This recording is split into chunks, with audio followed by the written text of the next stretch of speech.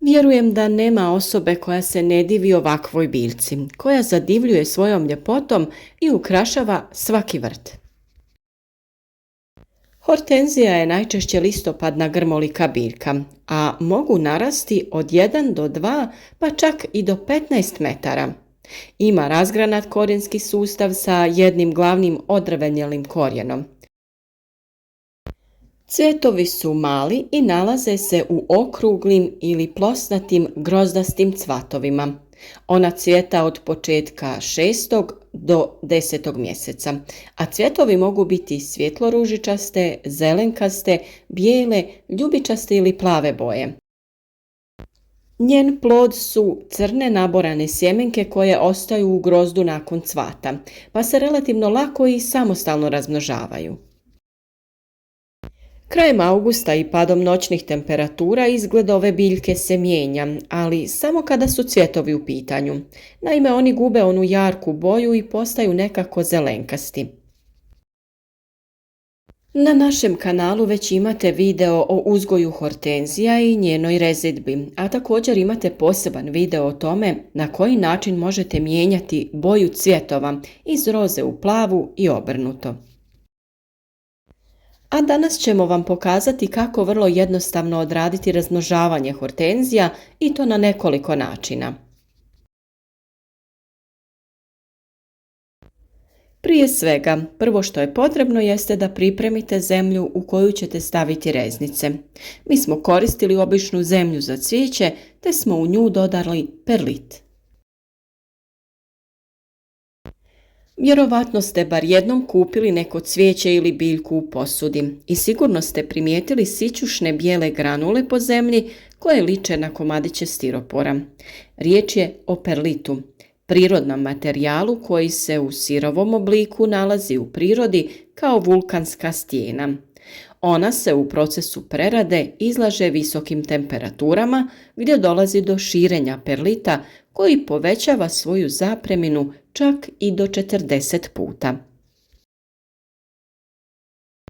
Ne razgrađuje se pa je idealan za upotrebu u mješavinama za posipanje biljaka koje se rijetko presađuju. Ima neutralan nivo pH što ga čini pogodnim za bilo koju baštu, a ne sadrži otrovne hemikalije ili aditive. Zahvaljujući sposobnosti da upijaju i zadržavaju vlagu, granule agroperlita upijaju višak vlage iz zemljišta. Kada se vlaga u zemljištu smanji, granule perlita ispuštaju upijenu vodu i na taj način održavaju povoljan vodozračni režim oko korijena biljke.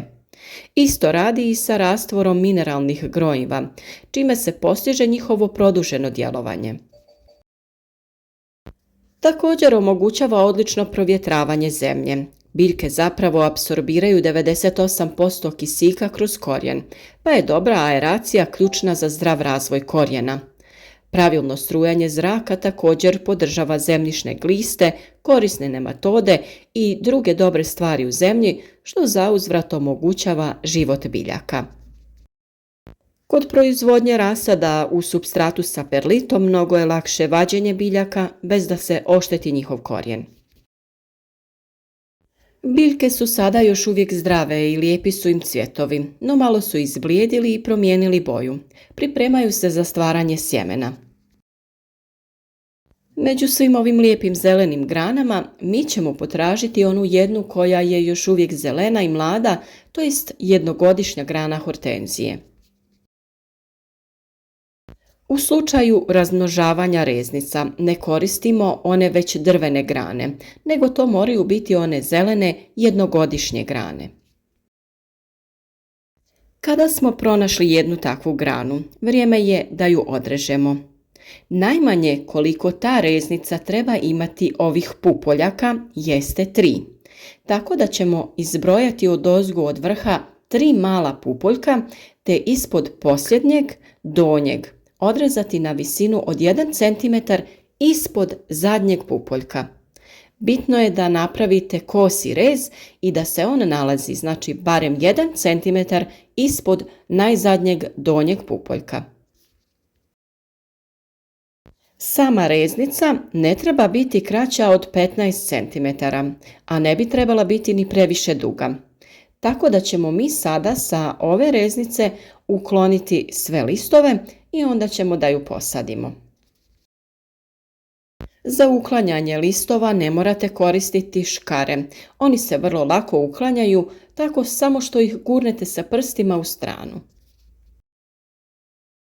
Kod ove reznice koristiti ćemo samo ta 3 pupoljka i kraj njih ćemo maknuti sve listove, a nakon toga potrebno je da odrežemo i vrh ove reznice. Tu je također potrebno napraviti jedan kosi rez koji ćemo napraviti barem 1 cm iznad posljednjeg pupoljka. Sada imamo spremnu reznicu koju ćemo staviti u već pripremljenu zemlju.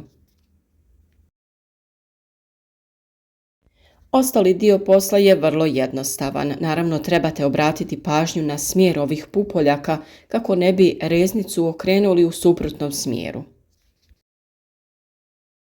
Kada ste samu reznicu stavili u zemlju, bitno je obilno je zaliti kako bi ona imala dovoljno vlažnosti da razvije bočno korijenje. Perlit će naravno upiti dijelove vlage i neće biti potrebno neko vrijeme da zalijevate, ali ni u kom slučaju ne smijete dopustiti da zemlja se potpuno osuši. Kod pripreme ovakvih reznica možete koristiti neki hormon za ožiljavanje u prahu, ali mislim da se hortenzije vrlo lako primaju u zemlju, tako da to nije potrebno. Sada ovu reznicu ostavite negdje u hladu. Nemojte ostaviti na direktnom suncu jer to nisu pravi uslovi za razvijanje jedne reznice i razvijanje njenih korijena. Ukoliko primijetite da će doći do velike promjene u noćnim i dnevnim temperaturama, svakako ovu reznicu sklonite negdje na zatvoreno i možete također da ju prekrijete nekom plastičnom bocom ili vrećicom. A ono za što možemo iskoristiti onaj vrh koji smo odrezali od ove reznice jeste za jednu malu reznicu koju ćemo staviti da raste u vodi i tamo razvije svoj korijen. S obzirom da listovi na ovakvoj reznici vrše fotosintezu i hrane biljku, kako biljka ne bi trošila previše snage na razvoj tih listova, ukloniti ćemo ih. A također ono što ćemo učiniti jeste da sa škarama potkratimo i ove gornje listove koje ćemo ostaviti samo ovako kratke i to ta 2 kratka lista. Ovako će ova mala biljka svu svoju energiju usmjeriti u razvoj korijena. Ja sam razrezala jednu staru plastičnu bocu i u nju stavila vodu, te ćemo tu držati naše reznice. Vrlo je važno da redovno mijenjate ovu vodu kako bi uvijek bila svježa. I ovako pripremljenu reznicu držite negdje u hladu jer nije dobro da stoji na direktnom suncu. A sada ćemo pripremiti još jednu reznicu koju smo odrezali na isti način kao i onu prvu, samo što ovaj put nećemo ukloniti vrh. Ukloniti ćemo sve ove bočne listove do samog vrha. Ovako pripremljenu reznicu također ćemo staviti u supstrat i čekati da se ona razvije. Možda će joj trebati malo duže, ali u ovom slučaju ćemo odmah imati biljku koja će nastaviti da se razvija u visinu. Dok ćemo kod one prve reznice imati bočne izbojke koji će odmah krenuti da stvaraju jedan grm. Naravno, opet napominjem, vrlo je bitno održavati vlažnost zemljišta kako bi se biljke što bolje ukorijenile. I opet napominjem, sve ove reznice morate držati negdje u hladu kako one ne bi bile izložene direktno suncu jer na taj bi način se zemlja prebrzo isušivala i mogle bi da uvenu. Ukoliko imate hortenzije koje su vam posađene na stalno mjesto negdje u vrtu, imate još jedan postupak koji možete napraviti kako bi napravili novu sadnicu.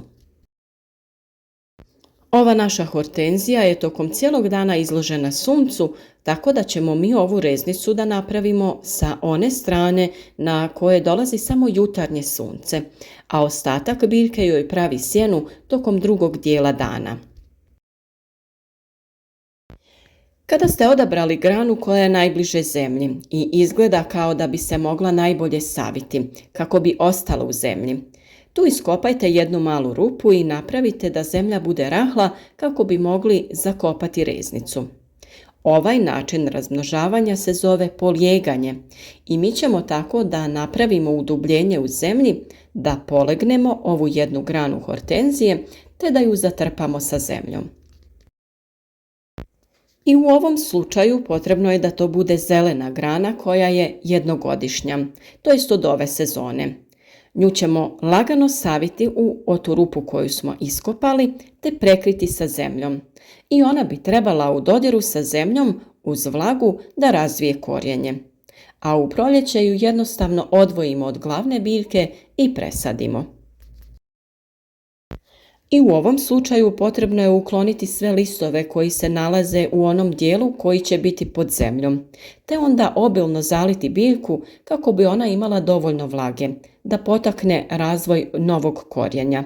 I naravno tu vlagu morate redovno održavati, pogotovo kada je biljka ovako u zemlji.